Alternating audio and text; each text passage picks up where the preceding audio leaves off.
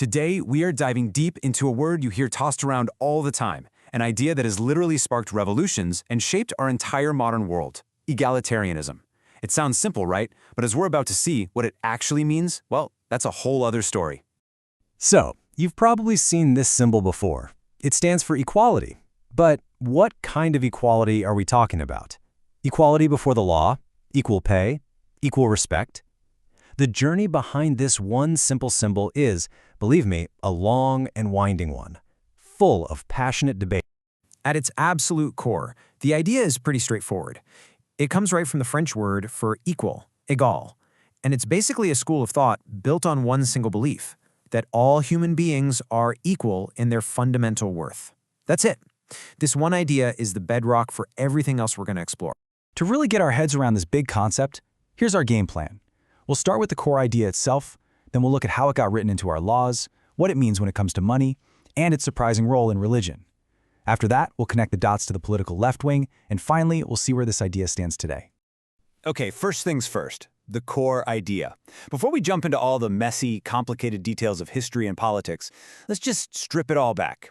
What are we really talking about when we say the word equality? You know, it's interesting. The Merriam-Webster dictionary actually gives two different definitions, and you can really see the tension right here. On one hand, you've got a political doctrine that says everyone should be treated as equals with the same basic rights. But on the other hand, you have a social philosophy that wants to actively remove economic inequalities. So right away, you can see how this one word can pull us in two very different, sometimes even conflicting directions. So how does a big philosophical idea like this actually make the leap from someone's head into our actual real-world legal systems? Well, as we're about to see, it was a long, tough fight that played out over centuries, and sometimes it all hinged on a single word. This timeline here shows a really fascinating progression. Way back in 1689, the English Bill of Rights was already using the really broad term person. Fast forward 100 years, and the famous French Rights of Man was a massive step, but yeah, it was explicitly just for men. It took until 1868 in the US for the 14th Amendment to finally guarantee protection for any person, which laid a much broader legal foundation for what we think of as equality today. In this slide just perfectly illustrates that debate. The choice between the word man and the word person was no accident. It was a huge deal. While famous documents like the Declaration of Independence talked about the rights of man, some of the American founders, a guy named John Dickinson, for example, flat out refused to sign it, partly because he wanted that more inclusive word person.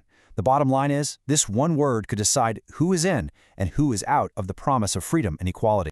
Okay, now let's follow this idea out of the courtroom and into the economy. I mean, if all people are fundamentally equal, what does that mean for how much money they have? This is where egalitarianism gets truly radical, and it has inspired some of the most powerful movements in all of history. It's probably not a huge surprise that the idea of getting rid of huge economic gaps is a cornerstone for philosophies like socialism and communism. They basically took that philosophical idea of equality and applied it directly to things like factories, farms, and how wealth gets distributed. You've definitely heard this phrase before. It's often linked to Karl Marx, and it's become this kind of go-to slogan for the ultimate goal of economic equality. It paints a picture of a system where everyone chips in what they can and in return gets what they need no matter how much they chipped in. But here's the plot twist. Even though that quote is forever tied to his name, Marx himself was actually pretty critical of the whole concept of equality. He thought it was this fuzzy, abstract middle-class idea. See, his goal wasn't to just make everyone equal inside the system we have. He wanted to get rid of the class system entirely, which he thought was the only way people could ever be truly free. This quest for equality isn't just a political or economic thing. No, it runs deep through many of the world's biggest religions too. The idea that we're all equal spiritually has been an incredibly powerful force for thousands of years. Just looking at this table, you can see these amazing parallel ideas popping up in different faiths. You've got Christianity declaring that everyone is one in Christ Jesus, Islam teaching that what makes you noble is your righteousness, not your background. Sikhism was actually founded on these principles from day one, and many modern movements in Judaism use egalitarian to describe services where there's no gender separation. They all express this idea of spiritual equality in their own way. So we've got these different threads, right? Equality in law, in economics, and in faith. But how did they all get tangled up together to create a political identity that we use every single day? The left wing. Well, the answer, like with so many things in modern politics, starts right here. We're in France, on the very eve of the revolution. This is a meeting called the Estates General, and it's the event that would basically give us our modern political vocabulary. It's actually kind of mind-blowing to think about. One of our most fundamental political divides, left versus right, it all came down to where people decided to sit in a room. Seriously, the people who sat to the left of the president's chair, they were generally the revolutionaries who were against the king. And the people on the right, they tended to support the traditional institutions, the old way of doing things. And from that simple choice of where to sit, a whole political identity was born.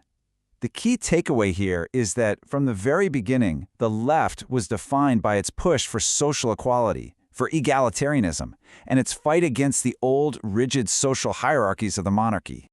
And that brings us all the way to today. The core idea of egalitarianism is still there, but what we apply it to has expanded in ways that those French revolutionaries probably could have never even dreamed of.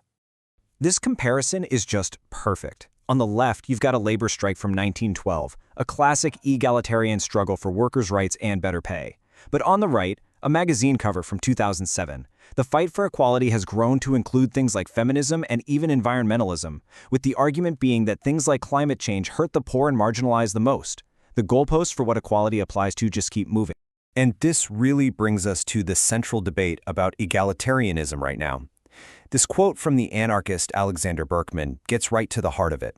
Is equality about everyone getting the same outcome, an equal pile of stuff, or is it about everyone getting an equal opportunity to chase their own goals?